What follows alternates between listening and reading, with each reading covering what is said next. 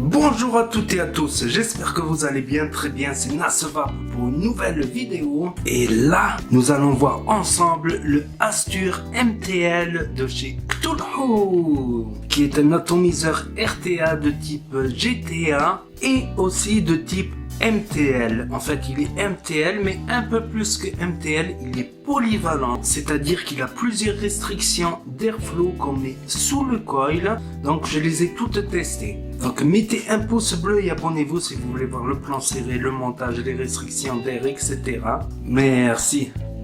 Le Astur MTL RTA de Cthulhu qui est dans une pochette comme ceci, en tissu. Et ici, c'est une sorte de velours. À l'arrière, nous avons un scratch d'authentification et les détails. Donc l'ouverture, elle est comme ceci. Nous avons là l'atomiseur, un pyrex de rechange opaque et un second drip tip. Nous voyons là une notice d'utilisation uniquement en anglais.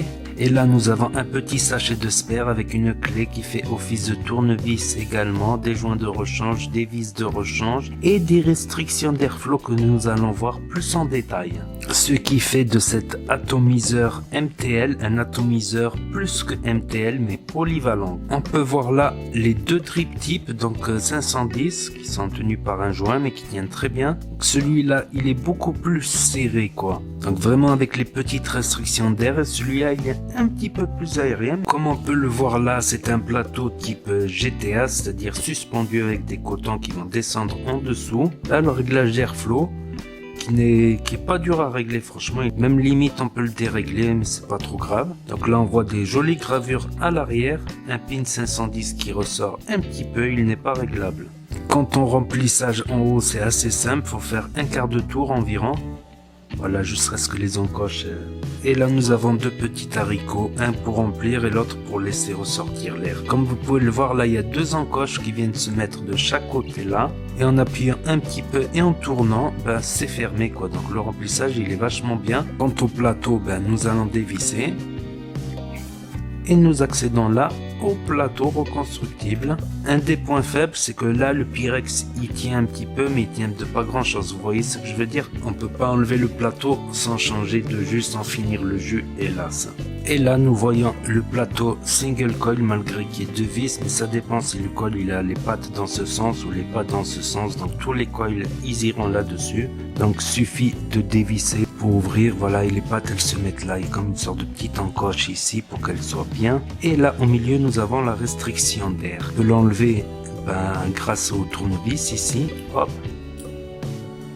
Et je vais vous montrer toutes les restrictions d'air.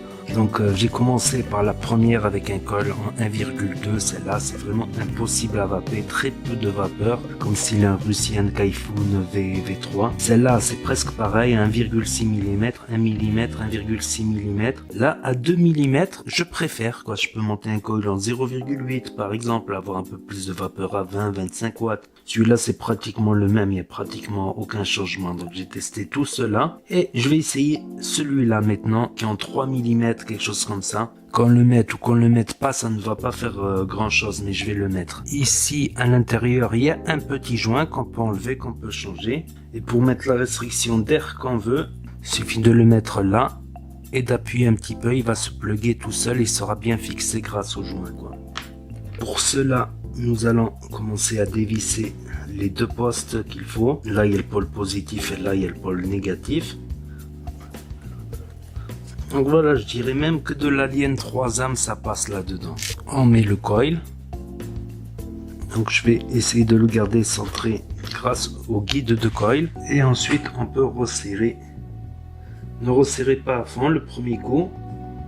Comme ça, si vous avez à le réajuster. Là, petit problème, c'est que je suis en 3 mm. En 3 mm, je suis pratiquement, je touche les bords, quoi. Vous voyez ce que je veux dire? Ce font plutôt du 2,5 mm. Non, ça va. 3 mm, c'est limite, ça ne touche pas le plateau. 3 mm, ça risque de faire beaucoup de coton. Surtout si on est en full VG. Du coup, je vais mettre en 50-50. On vient couper les pattes de chaque côté, en tenant bien sûr le bout du coil là pour éviter toute projection. Pareil de l'autre côté. Ne laissez pas long parce que si ça touche la cloche, ça va faire un court-circuit. Donc j'ai fait un petit dry burn, les fumées s'échappaient, j'ai resserré un peu après l'avoir fait réchauffer et là je vais passer à la stabilisation. Je vais resserrer les spires avec ma pince en céramique en donnant des petits à-coups. Et je vais gratter un petit peu pour enlever les petits points chauds là, vous voyez les petits points là? Ça, en grattant comme ça, on les enlève. Ça dépend de la qualité du coil aussi.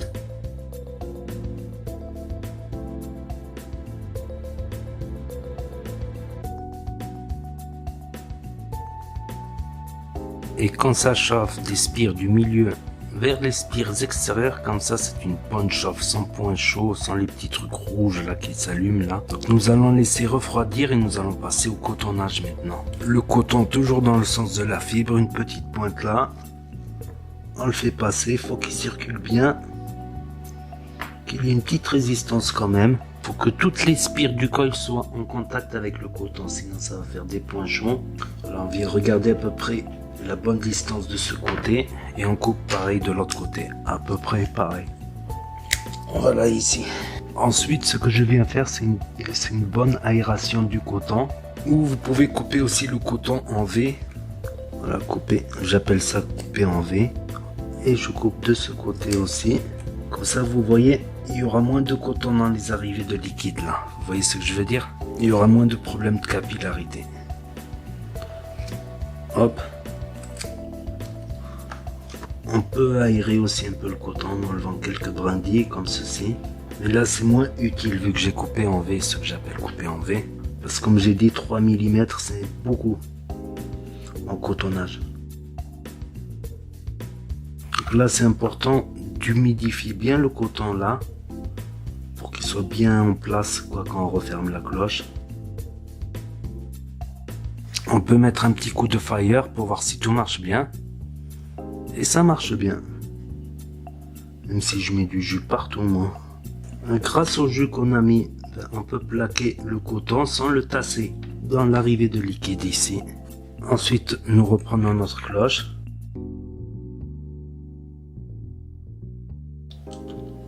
Ensuite, il suffit d'ouvrir là. Et toutes les bouteilles passent, même les twists.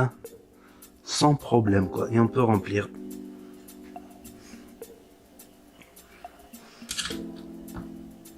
Je sais pas si j'ai oublié de le dire, mais il fait exactement 24 mm de diamètre et 3,5 ml de contenance.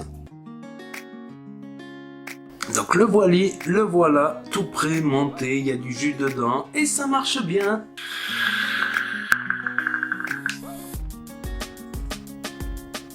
Comme je vous ai dit, j'ai essayé avec les différentes restrictions d'air. Là, le nuage que j'ai fait là, c'était avec la plus grande restriction d'air. Recommençant depuis le début, avec la plus petite restriction d'air en 1 mm, vous allez voir ce que ça donne en nuage. Donc là, à 12 watts en 1,2 ohm, avec la plus petite restriction d'air. La restriction d'air est tellement petite que l'on ne peut pas envoyer plus vu qu'il n'y aura pas assez d'air pour refroidir le coil rapidement. Donc à 14, ça commence à arracher, on va dire. C'est encore plus serré que sur un pod, mais c'est trop serré pour ma vape à moi. Là, j'ai mis celle en 1,6 mm, toujours à 12 watts.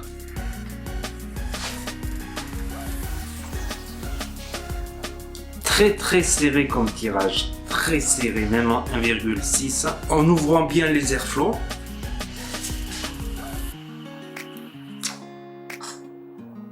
Ça envoie déjà beaucoup de vapeur, mais c'est très restrictif. Donc faut tirer comme un dingue dessus quoi. Le premier montage, je l'avais fait avec la Fiberfrix, aucun problème de capillarité. Le deuxième montage avec le coton, je pense que j'ai trop dosé le coton. De temps en temps, quand je monte à 14 watts, j'ai un problème de capillarité, donc je reviens à 12 watts. Donc faut jouer avec le coton, je pense. Ça va, mais moi il me faut quelque chose d'un peu plus aérien que ça. Donc là, avec la restriction d'airflow sous le coil à 2 mm, toujours en 1,22 ohm microcoil.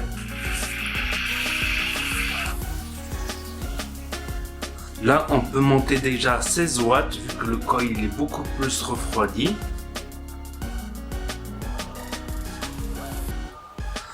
Donc là, j'ai gardé la restriction d'air sous le coil à 2 mm et j'ai mis un coil en 0,7. Et là, ça me convient. C'est ce que je cherche moi personnellement dans le MTL pour ma vape du matin. Un peu de restriction, un peu de vapeur, un peu de saveur et de la plus de polyvalence avec le coil 0,7 et la restriction d'air en 2 mm parce que je peux vaper aussi bien à 14 watts et monter à 25 par exemple en ouvrant les airflows bien.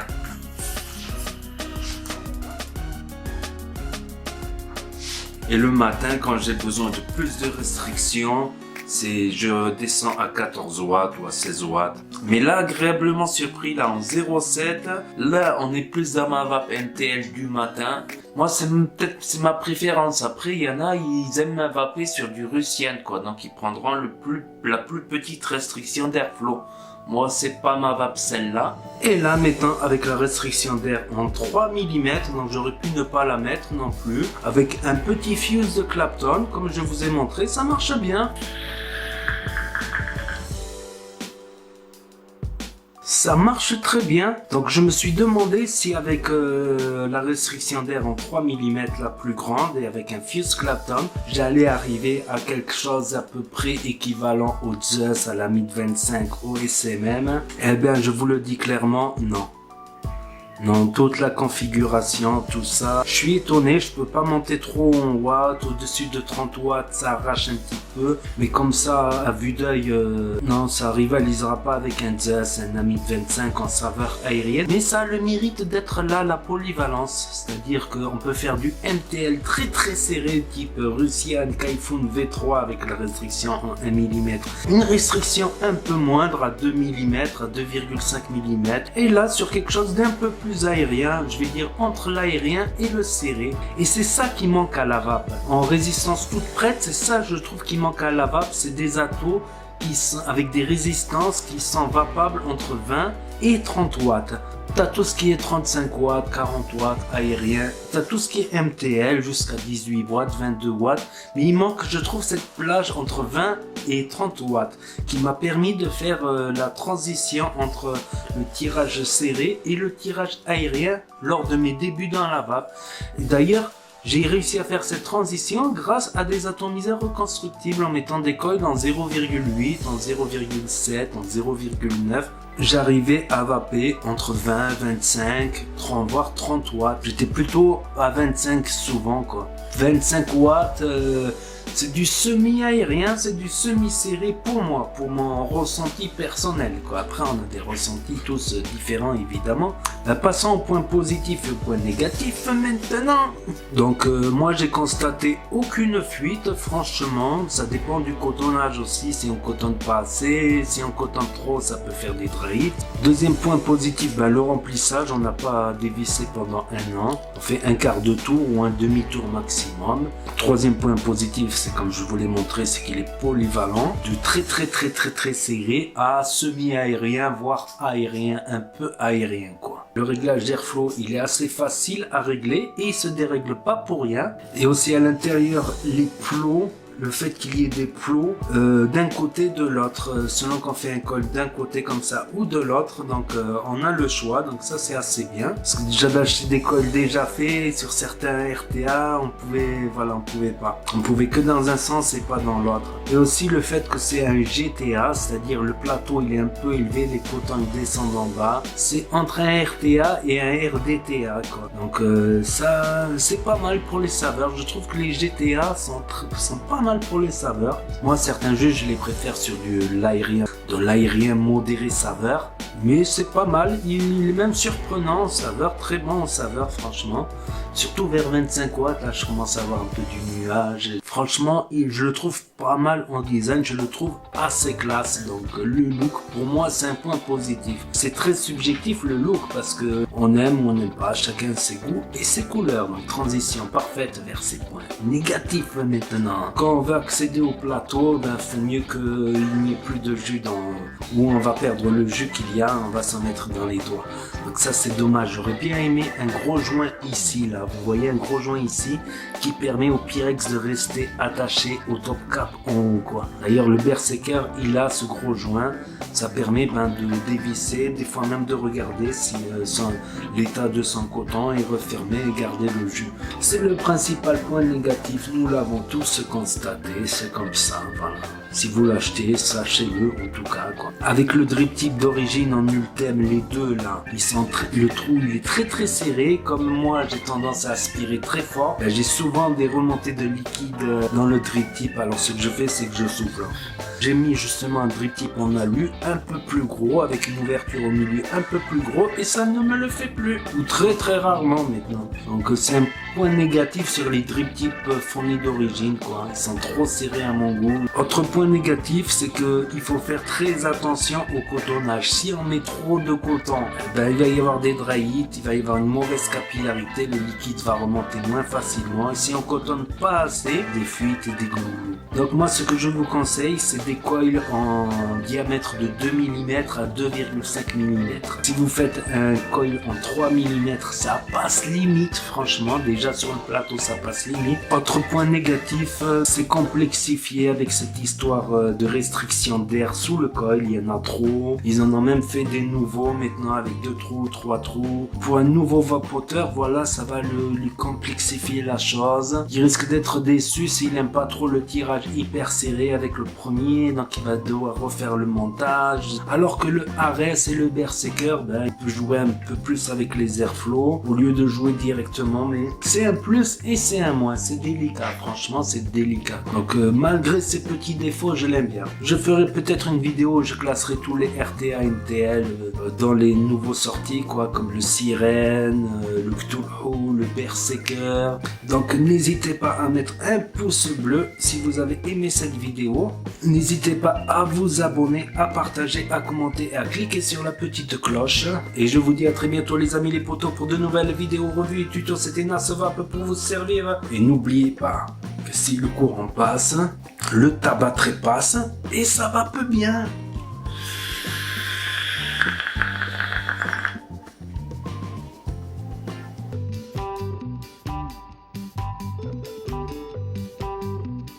On dit donc voilà, je me suis trompé, j'avais cru que l'ouverture c'était par là, je suis dégoûté. Avec une clé. Quant au top cap pour le remplissage, c'est assez simple, on fait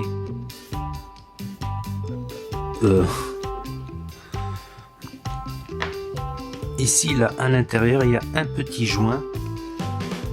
Hop là, je suis en train de l'enlever d'ailleurs. Il s'est cassé le joint à l'intérieur. Il ne circule pas trop bien, il circule. Voilà, faut que tout. Voilà, je sais pas si j'ai oublié de le dire, mais il fait. Donc là maintenant, comme je vous ai dit, voilà, en 1 donc là avec la plus petite. Donc la reste. C'est très respectif. C'est très restrictif. Donc aussi le premier donc là déjà on peut monter à 16 watts vu que le col il est refroidi. Donc là j'ai gardé la restriction d'air à 0 et pourquoi parce et après avec le plat. Et là, si le courant passe,